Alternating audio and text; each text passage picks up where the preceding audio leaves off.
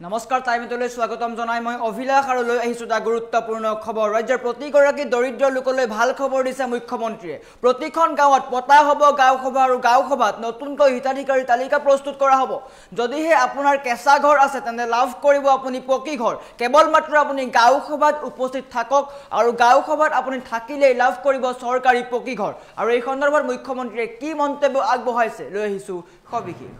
জনাই আছো ডাঙৰ খবৰ টাইমেট বিগ ব্ৰেকিং গাঁৱে গাঁৱে পতা হ'ব গাঁও সভা মুখ্যমন্ত্ৰীয়ে ডাঙৰ মন্তব্য কৰিছে প্ৰতিখন গাঁৱত গাঁও সভা পতা হ'ব প্ৰস্তুত কৰিব নতুন হিতাধিকাৰীৰ তালিকা চৰকাৰী ঘৰৰ নতুন হিতাধিকাৰীৰ তালিকা প্ৰস্তুত কৰা হ'ব গাঁও সভাত উপস্থিত থাকিলেই আপুনি পাব চৰকাৰী পকী ঘৰ এইটো মনত ৰাখক গাঁও সভাত উপস্থিত থাকক আৰু আপুনি লাভ কৰিব চৰকাৰী পকী ঘৰ ঘৰ নোপোৱা সকলোৱে লাভ কৰিব চৰকাৰী পকী ঘৰ নতুনকৈ 30 লাখ মানুহে জিঅ' টেগিং কৰিছে গতিকে চৰকাৰী ঘৰ সকলোৱে পাব নতুনকৈ গাঁও সভা পতা হ'ব প্ৰতিখন গাঁৱত চৰকাৰে নতুনকৈ হিতাধিকাৰীৰ তালিকা প্ৰস্তুত কৰিব যদিহে আপুনি কেঁচা ঘৰত আছে তেন্তে আপোনাৰ কাৰণে ভাল খবৰ দিছে বকুৰ পৰা মুখ্যমন্ত্ৰীয়ে ডাঙৰ ঘোষণা কৰিছে গাঁৱে গাঁৱে গাঁও সভা পতা হ'ব যদি আপোনাৰ কেঁচা ঘৰ আছে তেন্তে আপোনাৰ কাৰণে ভাল খবৰ আপোনাৰ গাঁৱলৈ চৰকাৰ যাব আপোনাৰ গাঁৱলৈ চৰকাৰ যাব আৰু গাঁৱত নতুন হিতাধিকাৰীৰ তালিকা প্ৰস্তুত কৰিব আপুনি কেৱল গাঁও সভাত উপস্থিত থাকক আৰু আপোনাৰ কেঁচা ঘৰৰ ফটো দিয়ক তাৰ পিছতে আপুনি লাভ কৰিব চৰকাৰী পকী ঘৰ আজি ৰাজ্যৰ কাৰণে ঐতিহাসিক দিন ডাঙৰ দিন কিয়নো ৰাজ্যৰ 3,25,000তকৈ অধিক লোকে লাভ কৰিছে চৰকাৰী পকী ঘৰ কোনো এগৰাকী হিতাধিকাৰী বাদ নপৰে সকলো হিতাধিকাৰীক চৰকাৰে পকী ঘৰ দিছে বৰ্তমান সময়ত ৰাজ্যৰ প্ৰতিগৰাকী দৰিদ্ৰ পৰিয়াললৈ ভাল খবৰ দিছে মুখ্যমন্ত্ৰীয়ে যদি আপুনি এতিয়াও ঘৰ পোৱা নাই তেন্তে আপোনাৰ কাৰণে ভাল খবৰ গাঁৱে গাঁৱে পতা হ'ব গাঁও সভা পতা হ'ব আপোনাৰ গাঁৱলৈ চৰকাৰ যাব প্ৰস্তুত কৰিব নতুন হিতাধিকাৰীৰ তালিকা যদি আপুনি এতিয়াও কেঁচা ঘৰত আছে তেন্তে আপোনাৰ কাৰণে ভাল খবৰ আৰু গাঁও সভাত থাকিলে আপুনি চৰকাৰী ঘৰ পাব অচিবিও দেখুৱাৰ চেষ্টা কৰিম ঘৰ নোপোৱা সকলোৱে চৰকাৰী ঘৰ লাভ কৰিব বৰ্তমান সময়ত ৰাজ্য চৰকাৰে ডাঙৰ ঘোষণা কৰিছে মুখ্যমন্ত্ৰীয়ে বকুৰ পৰা ডাঙৰ ঘোষণা কৰিছে নতুনকৈ 30 লাখ মানুহে জিঅ' টেগিং কৰিছে আৰু বৰ্তমান সময়ত সকলোৱে লাভ কৰিব চৰকাৰী পকী ঘৰ যদি আপোনাৰ চৰকাৰী পকী ঘৰ না তেন্তে আপোনাৰ কাৰণে ডাঙৰ খবৰ ভাল খবৰ ৰাজ্য চৰকাৰে বিশেষ পদক্ষেপ গ্ৰহণ কৰিছে কিয়নো বৰ্তমান সময়তো বহু হিতাধিকাৰী বাদ পৰি আছে ৰাজ্যৰ প্ৰতিগৰাকী দৰিদ্ৰ পৰিয়ালে পাব চৰকাৰী পকী ঘৰ সেই কাৰণে ৰাজ্যৰ প্ৰতিখন গাঁৱলৈ যাব চৰকাৰে গাঁও সভা পাতিব গাঁও সভাত আপোনালোকৰ নতুন হিতাধিকাৰীৰ তালিকা প্ৰস্তুত কৰিব যদি আপুনি কেঁচা ঘৰত আছে তেন্তে আপুনি গাঁও সভালৈ যাওক আৰু লাভ কৰিব চৰকাৰী পকী ঘৰ একো কৰিব নালাগে কেৱল মাত্ৰ আপোনাৰ নথিপত্ৰ দিয়ক কেঁচা ঘৰৰ ফটো দিয়ক তাৰ পিছতে আপুনি লাভ কৰিব চৰকাৰী পকী ঘৰ ৰাজ্য চৰকাৰে অভিনৱ প্ৰচেষ্টা গ্ৰহণ কৰিছে প্ৰতিগৰাকী দৰিদ্ৰ পৰিয়ালৰ কাৰণে ডাঙৰ খবৰ লৈ আহিছে মুখ্যমন্ত্ৰীয়ে এগৰাকীও হিতাধিকাৰী বাদ পৰিব নোৱাৰিব ভুৱা হিতাধিকাৰী সকলোৰে নাম কৰ্তন কৰা হৈছে যিসকলে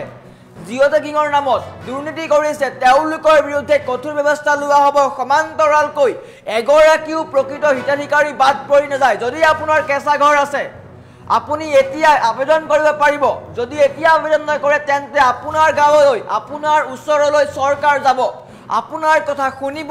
আপুনি কেঁচা ঘৰত আছে নে ক'ত আছে আপোনাৰ পৰিস্থিতি বুজ ল'ব আৰু নতুনকৈ হিতাধিকাৰী তালিকা প্ৰস্তুত কৰিব যদি আপুনি কেঁচা ঘৰত আছে তেন্তে সাজু কৰক নথিপত্ৰ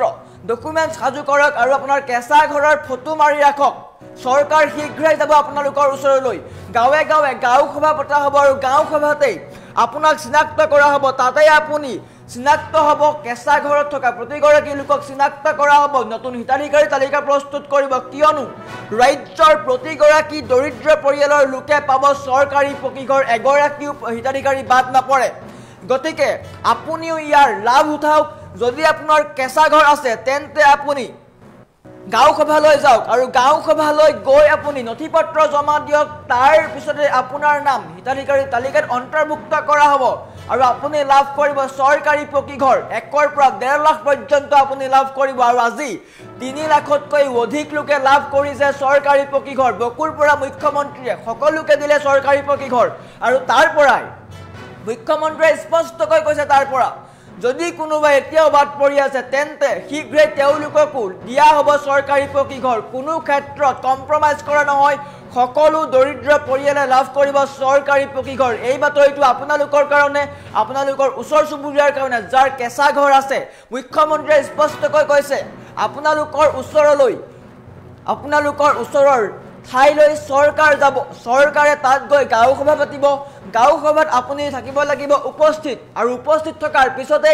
আপোনাৰ নাম অন্তৰ্ভুক্ত কৰা হ'ব চৰকাৰী পকী ঘৰৰ তালিকাত যদি আপোনাৰ কেঁচা ঘৰ আছে তেন্তে আপুনি 100% পাব চৰকাৰী পকী ঘৰ চিন্তাৰ কোনো কাৰণ নাই প্ৰতিগৰাকী লোকে পাই আছে এফালৰ পৰা সকলোৱে পাই আছে আজি 3 লাখতকৈ অধিক লোকে চৰকাৰী পকী ঘৰ পাইছে যদি আপুনি এতিয়াও পোৱা নাই তেন্তে আপোনাৰ কাৰণে এই ডাঙৰ খবৰটো মুখ্যমন্ত্ৰীয়ে দিছে আপোনালোকৰ গাঁৱলৈ চৰকাৰ যাব চৰকাৰে আপোনাৰ ঘৰ পৰ্যবেক্ষণ কৰিব গাঁও সভা পাতিব গাঁও সভাত আপোনালোকৰ নাম ল'ব আৰু তাত আপুনি কেঁচা ঘৰ আছে নে পকী ঘৰ আছে আপুনি দিব লাগিব প্ৰমাণ যদি কেঁচা ঘৰ আছে তেন্তে আপুনি লাভ কৰিব চৰকাৰী পকী ঘৰ সমান্তৰালকৈ 1 পৰা 1.5 লাখ টকা পৰ্যন্ত লাভ কৰিব প্ৰথম কিস্তিৰ ধন আৰু মুখ্যমন্ত্ৰীয়ে বকুৰ পৰা ডাঙৰ ঘোষণা কৰিছে বকুত উপস্থিত হৈ মুখ্যমন্ত্ৰীয়ে সকলোলৈ ভাল খবৰ দিছে প্ৰতিগৰাকী দৰিদ্ৰ হিতাধিকাৰীলৈ ভাল খবৰ দিছে আৰু বকুৰ পৰা মুখ্যমন্ত্ৰীয়ে কি ভাল খবৰ দিছে দেখুৱাই লোৱাৰ চেষ্টা কৰিছো 3,24,234 গৰাকী হিতাধিকাৰীক গোটেই অসমতে আমি গৃহৰ আবলটন পত্ৰ তুলি দিম আৰু আনুষ্ঠানিকভাৱে আজিৰ পিছত প্ৰধানমন্ত্ৰী আৱাস যোজনাৰ এটা পৰ্যায় আমি সম্পূৰ্ণ কৰিব পাৰিলো এতিয়া আমাৰ ৱেটিং লিষ্টত কোনো মানুহৰ নাম নাই ৱেটিং লিষ্টৰ সকলোকে আমাৰ ঘৰ দিয়া সম্পূৰ্ণ হ'ল কিন্তু ৱেটিং লিষ্টত নাম নাই মানে এনেকুৱা নহয় যে দুখীয়া লোকে ঘৰ পাবলগীয়া নাই কাৰণ প্ৰথমতে যেতিয়া আমি ঘৰৰ জিঅ' টেগিং কৰিছিলোঁ বহুতো দুখীয়া লোক এই জিঅ' টেগিঙৰ পৰা বাদ পৰি গৈছিলে যেতিয়া নৰেন্দ্ৰ মোদী ডাঙৰীয়া তৃতীয়বাৰৰ বাবে দেশৰ প্ৰধানমন্ত্ৰী হ'ল তেখেতক আমি লগ পাওঁতে কৈছিলোঁ যে প্ৰধানমন্ত্ৰী ডাঙৰীয়া আৰু কেইলাখমান লোকক ঘৰ দিলেই আমাৰ ৱেটিং লিষ্ট শেষ হ'ব কিন্তু এতিয়াও বহুত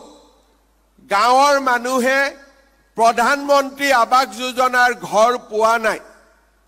প্ৰধানমন্ত্ৰী ডাঙৰীয়াই আমাক তেতিয়া কৈছিলে যে মই নতুন কৰি আৰু 5 কোটি ঘৰ দিম গতিকে অসমত তোমালোকে জিঅ' টেগিং আৰম্ভ কৰা আপোনালোকে গম পাই যোৱা 6 মাহ ধৰি আমি আপোনালোকৰ ঘৰত বা আমাৰ দুখীয়া মানুহৰ ঘৰলৈ জীৱিকা সখী বাইদেউসকলক পঠিয়াইছিলোঁ আন চৰকাৰী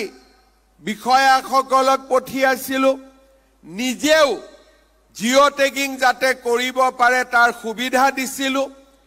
এতিয়া আমাৰ জিঅ' টেগিঙৰ কাম সম্পূৰ্ণ হ'ল খুব সোনকালে গাঁও সভা পাতি আমি নতুন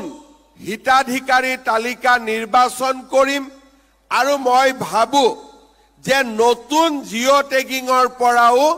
আমি ঘৰ নোপোৱা সকলো মানুহকে আমি ঘৰ দিবৰ কাৰণে সফল হ'ম মই আজিও অফিচাৰসকলক ৰাতিপুৱা সুধিছিলোঁ যে আমাৰ জিঅ' টেগিং হ'ল নে নাই কিমান জিঅ' টেগিং হ'ল এতিয়ালৈকে কল্যাণ মোক কল্যাণ চক্ৰৱৰ্তী ডাঙৰীয়াই ক'লে যে নতুনকৈ অসমত আৰু 30 লাখ মানুহে জিঅ' টেগিং কৰিছে আমাৰ চেষ্টা হ'ব এই 30 লাখ মানুহৰ ভিতৰত যিসকলে নতুনকৈ জিঅ' টেগিং কৰিলে তেওঁলোকৰ যাৰ যাৰ ঘৰ নাই সকলোকে আমি যাতে ঘৰৰ অনুমোদন দিব পাৰো এতিয়া তাৰ বাবেও আমি চেষ্টা আৰম্ভ কৰিম তাৰ মানে আমাৰ লক্ষ্য হ'ব যে অসমত যিমান মানুহৰ ঘৰ নাই বা কেঁচা ঘৰ আছে সকলোকে প্ৰধানমন্ত্ৰী আৱাস যোজনাৰ ঘৰ প্ৰদান কৰা সেইবাবে কোনোবাই ভাবিব পাৰে যে আজিতো 3 লাখ ঘৰ দিলে আমিও জিঅ' টেগিং কৰিছিলো আমাৰ কি হ'ব এইখিনি হল পুৰণা লিষ্ট আজি আমি শেষ কৰিলো ইয়াৰ পিছত আমি নতুনকৈ যি ঘৰ দিম সেয়া হৈছে নতুনকৈ জিঅ' টেগিঙৰ পৰা আমি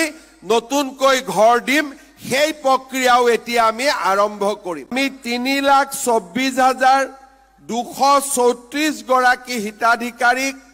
গোটেই অসমতে আমি গৃহৰ আবলটন পত্ৰ তুলি দিম আৰু আনুষ্ঠানিকভাৱে আজিৰ পিছত প্ৰধানমন্ত্ৰী আৱাস যোজনাৰ এটা পৰ্যায় আমি সম্পূৰ্ণ কৰিব পাৰিলো এতিয়া আমাৰ ৱেটিং লিষ্টত কোনো মানুহৰ নাম নাই ৱেটিং লিষ্টৰ সকলোকে আমাৰ ঘৰ দিয়া সম্পূৰ্ণ হ'ল কিন্তু ৱেটিং লিষ্টত নাম নাই মানে এনেকুৱা নহয় যে দুখীয়া লোকে ঘৰ পাবলগীয়া নাই কাৰণ প্ৰথমতে যেতিয়া আমি ঘৰৰ জিঅ' টেগিং কৰিছিলো বহুতো দুখীয়া লোক এই জিঅ' টেগিঙৰ পৰা বাদ পৰি গৈছিল যেতিয়া নৰেন্দ্ৰ মোদী ডাঙৰীয়া তৃতীয়বাৰৰ বাবে দেশৰ প্ৰধানমন্ত্ৰী হ'ল তেখেতক আমি লগ পাওঁতে কৈছিলো যে প্ৰধানমন্ত্ৰী ডাঙৰীয়া আৰু কেইলাখমান লোকক ঘৰ দিলেই আমাৰ ৱেটিং লিষ্ট শেষ হ'ব কিন্তু এতিয়াও বহুত গাঁৱৰ মানুহে প্ৰধানমন্ত্ৰী আৱাস যোজনাৰ ঘৰ পোৱা নাই প্ৰধানমন্ত্ৰী ডাঙৰীয়াই আমাক তেতিয়া কৈছিলে যে মই নতুন কৰি আৰু 5 কোটি ঘৰ দিম গতিকে অসমত তোমালোকে জিঅ' টেগিং আৰম্ভ কৰা আপোনালোকে গম পাই যোৱা 6 মাহ ধৰি আমি আপোনালোকৰ ঘৰত বা আমাৰ দুখীয়া মানুহৰ ঘৰলৈ জীৱিকা সখী বাইদেউসকলক পঠিয়াইছিলো আন চৰকাৰী বিষয়াসকলক পঠিয়াইছিলো নিজেও জিঅ' টেগিং যাতে কৰিব পাৰে তাৰ সুবিধা দিছিলো এতিয়া আমাৰ জিঅ' টেগিঙৰ কাম সম্পূৰ্ণ হ'ল খুব সোনকালে গাঁও সভা পাতি আমি নতুন হিতাধিকাৰীৰ তালিকা নিৰ্বাচন কৰিম আৰু মই ভাবো যে নতুন জিঅ' টেগিঙৰ পৰাও আমি ঘৰ নোপোৱা সকলো মানুহকে আমি ঘৰ দিবৰ কাৰণে সফল হ'ম মই আজিও অফিচাৰসকলক ৰাতিপুৱা সুধিছিলো যে আমাৰ জিঅ' টেগিং হ'ল নে নাই কিমান জিঅ' টেগিং হ'ল এতিয়ালৈকে কল্যাণ মোক কল্যাণ চক্ৰৱৰ্তী ডাঙৰীয়াই ক'লে যে নতুনকৈ অসমত আৰু 30 লাখ মানুহে জিঅ' টেগিং কৰিছে আমাৰ চেষ্টা হ'ব এই 30 লাখ মানুহৰ ভিতৰত যিসকলে নতুনকৈ জিঅ' টেগিং কৰিলে তেওঁলোকৰ যাৰ